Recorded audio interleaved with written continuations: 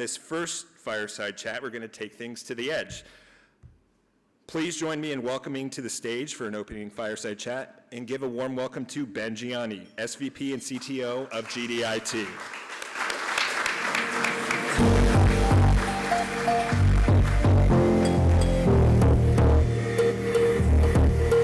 Ben, good to see you guys.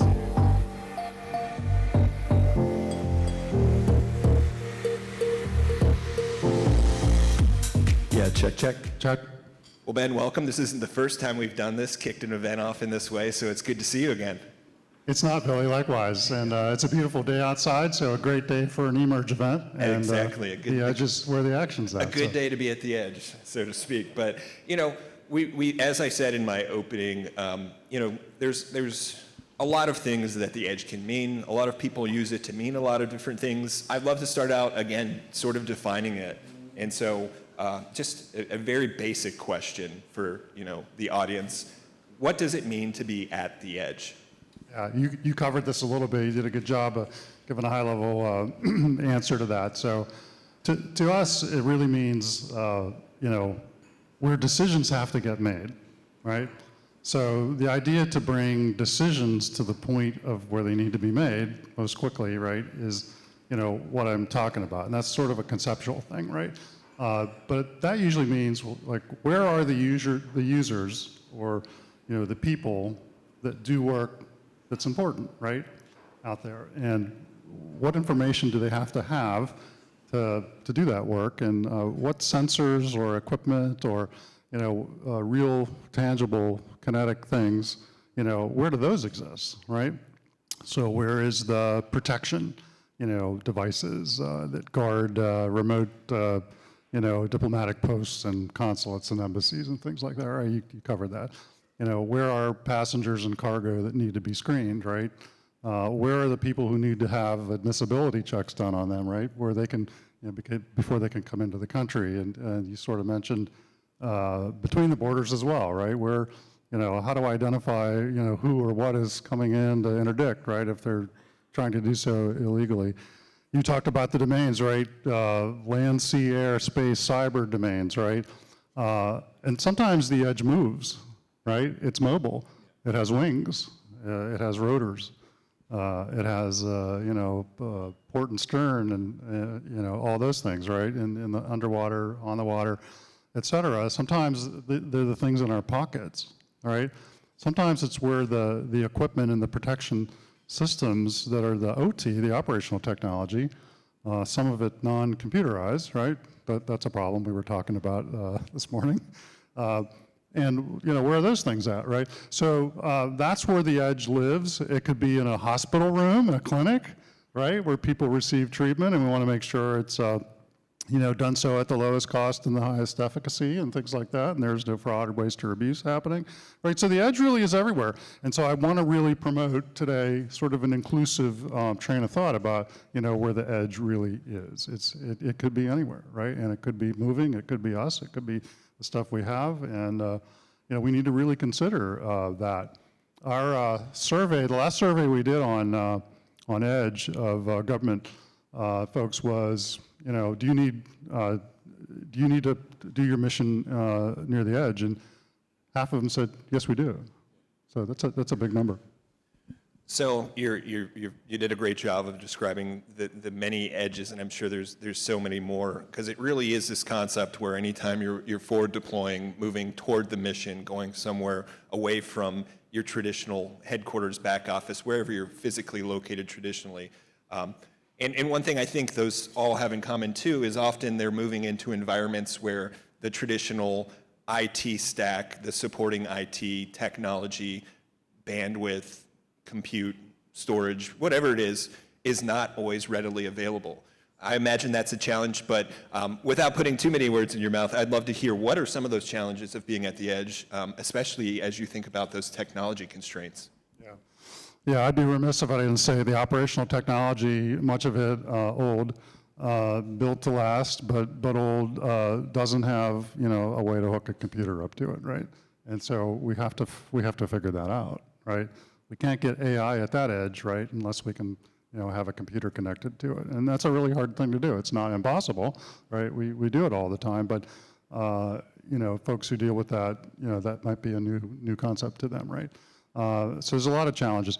The challenge could be just finding ground or finding space, an area to put technology at, right?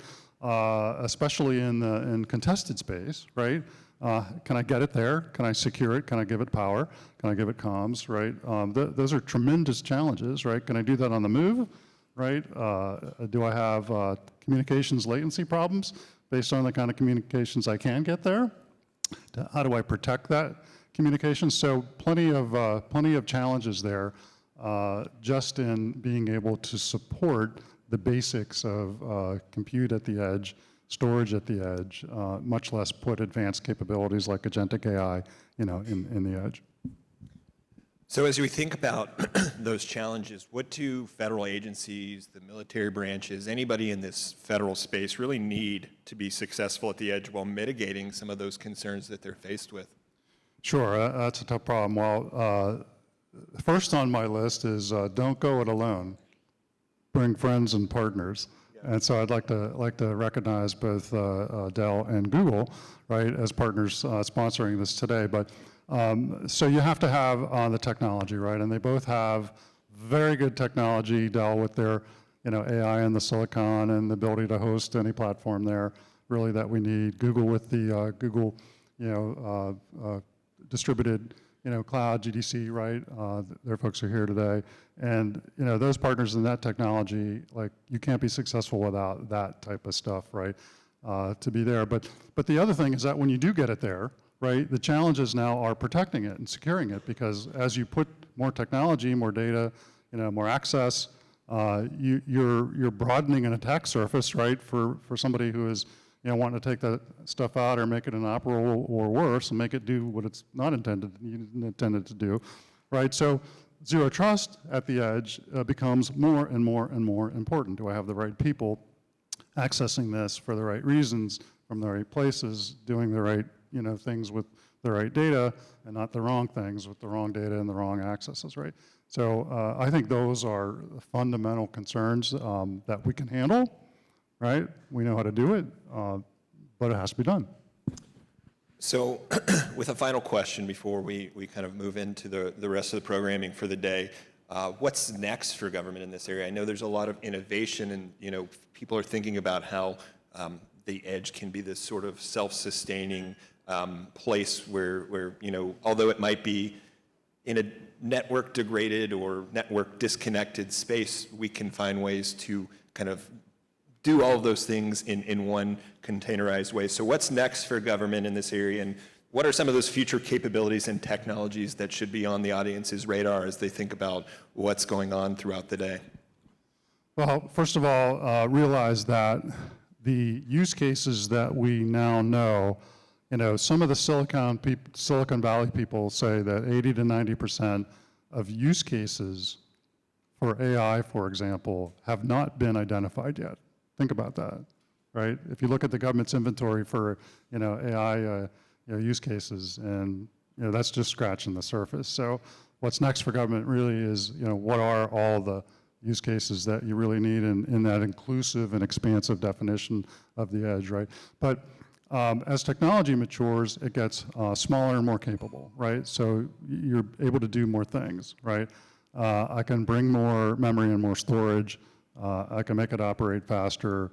I can now put more and more AI. And ultimately, everybody's goal is to have the right level of controlled autonomy, the right level of agentic automated decision-making, right, with the right data, with the right guidelines and the right guardrails, right, to do the decisions that are appropriate at that particular edge, environment in that moment, right, to make good, safe, accurate decisions as quickly as they can with that technology. And so from a comms and network standpoint, NextG, certainly we've had good success with combining 5G, telecom and small packages, with Wi-Fi, satellite uplink, et cetera, 4G, 5G, gateways, putting them in weird places like in an AI mobile command center, right? It happens to be a Ford F-350 last time I checked, right? That was the, send it to the hurricane zone, right? And you can pretty much do anything with geospatial imagery that you need to do out of those, command centers. So I think the methods that we have of securing zero trust-wise, right, the packaging of the technology, and the ability to be mobile and agile and low profile with this tech is really what's happening. And I think, again, back to that, the edge is more inclusive than maybe we're giving it credit for. So there's more to do out there. So final thought, as we kick off and move into the rest of the day, tying it all together, any final message you'd like to leave the audience with as they think about how to digest what they hear throughout the day? Yeah, just listen with an eye toward, an ear towards the diversity of the missions that you're going to hear about from the government agency representatives that are here today, right? So many different things. I mean, maybe we missed law enforcement, right? I think you may have mentioned field investigation. So just the diversity of that and the essentialness of being able to make rapid, safe decisions while protecting that decision-making apparatus and the humans involved in that, right? Making sure they're in a position where they can be protected and they can do what they have to do. The technology does what it has to do, and we come out, on top of adversaries, and we come out, protecting the edge. So if there's a job for AI at the edge, it's protecting that edge, right, and protecting those operators that have it. So think about that. Think about how these things get packaged. Think about what those outcomes could be and those requirements are. And it's something that I think will enhance, make more efficient, make more productive, in some cases make more lethal, but certainly be able to protect who and what we value is how I would advise people listen to today. Amazing. Well, Ben, thank you so much for setting us up for success today. It's been fantastic. Let's give Ben a round of applause as he commences his time on stage. Thank you, Ben.